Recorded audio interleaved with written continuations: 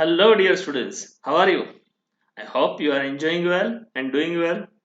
Stay home, stay safe, and work well. Now we have completed totally three lectures. In first lecture, we have completed basic terms related with the electrochemistry. Then after in second lecture, we have completed what are the different type of cell, electrolytic cell, electrochemical cell, half cell, salt bridge, etc. done by us. In next lecture, means in today lecture we are going to discuss what is mean by salt bridge, then after construction and working of salt bridge. So let's start our today lecture. We have to study two things: first salt bridge, then after what is mean by Daniell cell, construction and working of Daniell cell. Now this is the diagram of salt bridge. What is mean by salt bridge? Then salt bridge is nothing but it is a U-shaped glass tube. You can observe that this is a U-shaped glass tube. अब ये U-shaped glass tube है, it is filled with solutions.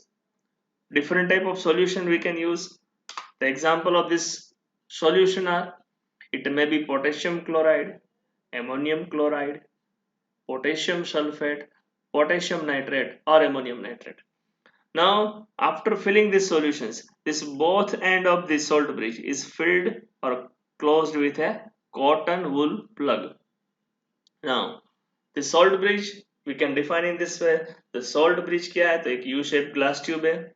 It is filled with any one solution out of this ammonium nitrate, potassium chloride, ammonium chloride, potassium sulfate and potassium nitrate.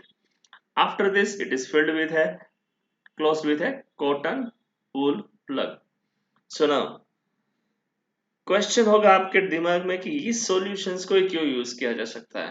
Then you can observe that whatever positive and negative ion present in a salt bridge having a same transport number, यानी उसकी mobility है वो same होगी. तो उसका positive और negative ion की mobility यानी मूव होने की capacity, transport number will be same. This type of ion we can use in a salt bridge. Now, what is the function of salt bridge? Salt bridge is used to connect both electrode, anode as well as cathode. So when we are using salt bridge, it is dipped in anode one end and in second end is dipped in a cathode.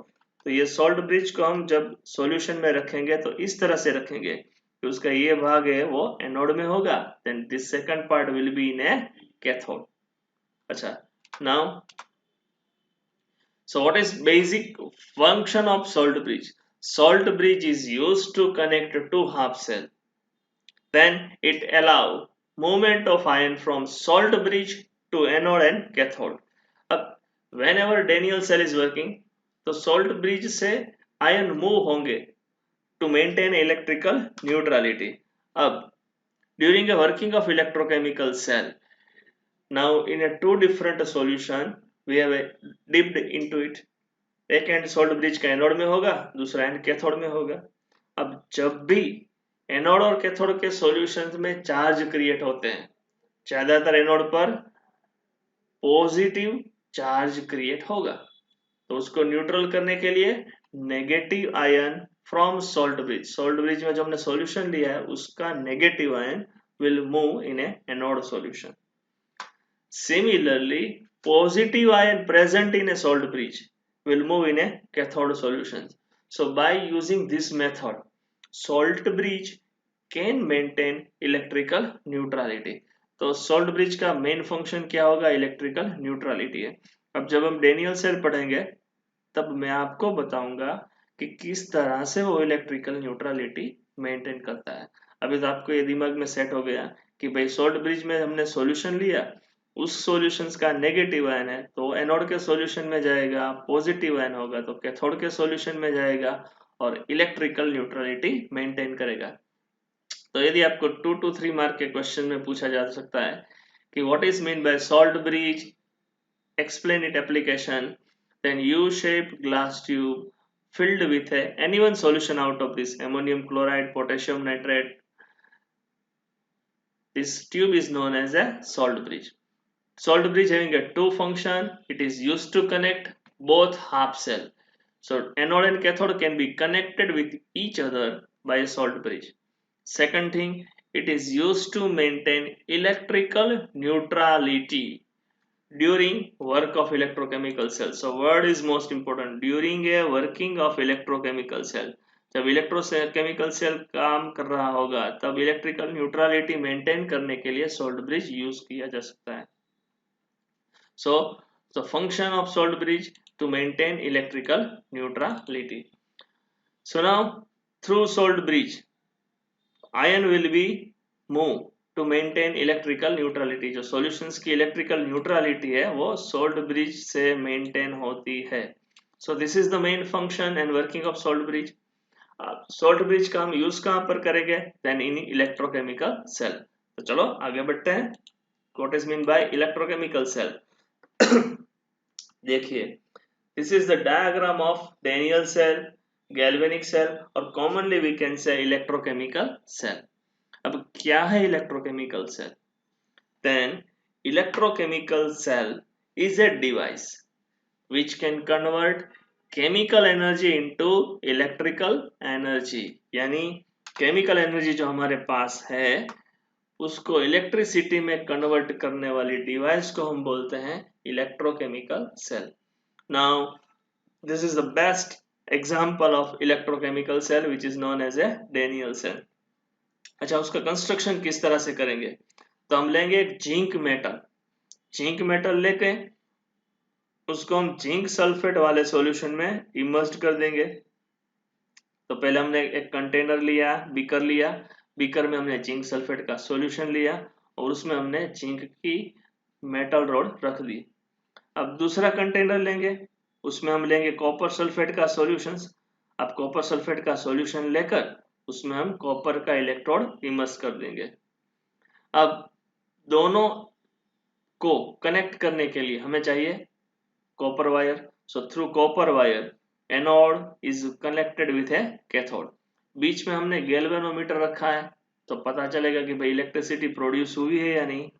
अब दोनों को connect करने के लिए ये जो हमने you shape glass tube रखी है, this you shape glass tube is nothing but A salt bridge.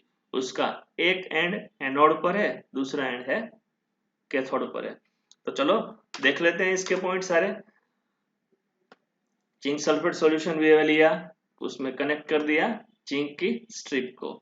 फिर कॉपर सल्फेट सॉल्यूशन लिया, उसमें रख दिया कॉपर स्ट्रिप को. अब दोनों को सोल्ट ब्रिज की मदद से हमने कनेक्ट कर दिया.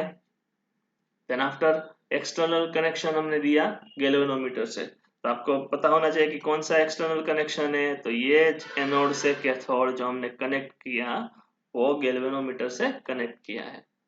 अब आगे बढ़ते हैं. अब when we connect then zinc electrode will undergo oxidation reactions. Zinc का क्या होगा? तो उसका होगा oxidation.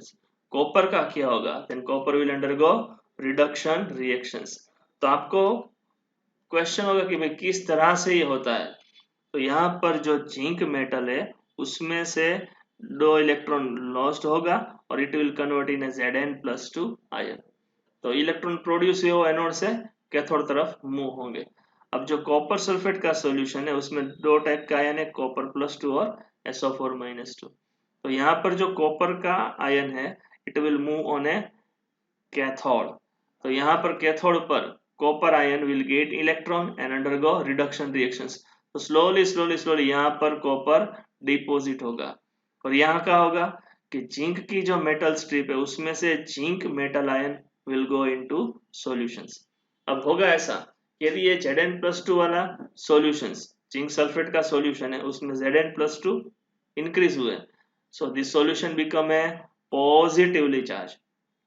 Now this copper sulfate solutions, now copper sulfate solution will gain 2 electron and when copper gain 2 electrons, so यहाँ पे लिखता हूँ मैं Copper+2 आयन है. तो ये Copper+2 ion after gaining a 2 electron it will reduce and it is reducing into a copper metal. So यहाँ पर इसके बाद हमें मिलेगा copper metal. So this reaction is a reduction reaction. So reduction reaction will occur at a cathode. At here oxidation occurs, zinc metal will convert into Zn+2 ion. अब जिस तरह से ये आयन में कन्वर्ट होता है, then solution become a charge. ये Zn+2 वाला सॉल्यूशन, उसमें पॉजिटिव चार्ज प्रोड्यूस हो गया, और ये वाला सॉल्यूशन से उसमें से कॉपर इस पर डिपॉजिट हो गए, तो because of sulphate ion increase हो गए, then this solution become a negatively charge. अब ऐसा होगा कि यदि सॉल्यूशन चार्ज है तो इलेक्ट्रिक करंट फ्लो नहीं होगा, सेल वर्किंग स्टॉप हो जाएगा। टू मेंटेन इलेक्ट्रिकल न्यूट्रलिटी, ये Na2SO4 है सॉल्यूशन में, तो उसमें रहा हुआ सल्फेट आयन है वो यहाँ पर मूव होगा और वो जिंक के साथ रिएक्ट करेगा।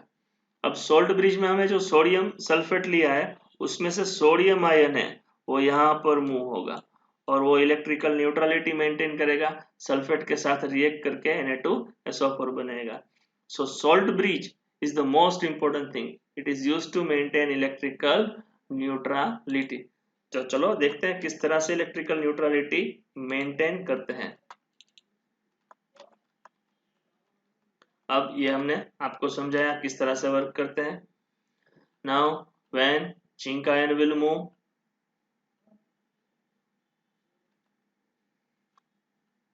so now electric current will flow from anode to cathode।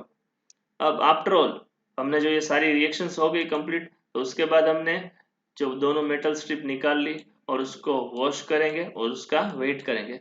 जब हम वेट करेंगे तो हमें पता चलेगा कि जिंक स्ट्रिप है उसका वेट हुआ कम, weight of zinc strip is decreased, and opposite of this, अब कॉपर की स्ट्रिप है उसका वेट हुआ increase. So now this is occur, why occurs, तो हमने जो आपको रिएक्शन दिखाया था सबसे पहले कि भाई this is occur due to redox reaction occur. What are the redox reaction occurs, तो यहाँ पर हमने देखा कि जिंक है उसका ऑक्सीडेशन हुआ और कॉपर है उसका रिडक्शन हुआ। So dear students, today lecture we have studied construction and working of Daniell cell। अब इसका लेक्चर को आपने यहाँ पर डॉक्टर भावेश गंगानी के चैनल में देखा, उसको सब्सक्राइब करना मत भूलिएगा। और for basic chemistry you can join with me Shivam education for chemistry. Enjoy this video lecture, like, share and subscribe, take care of yourself,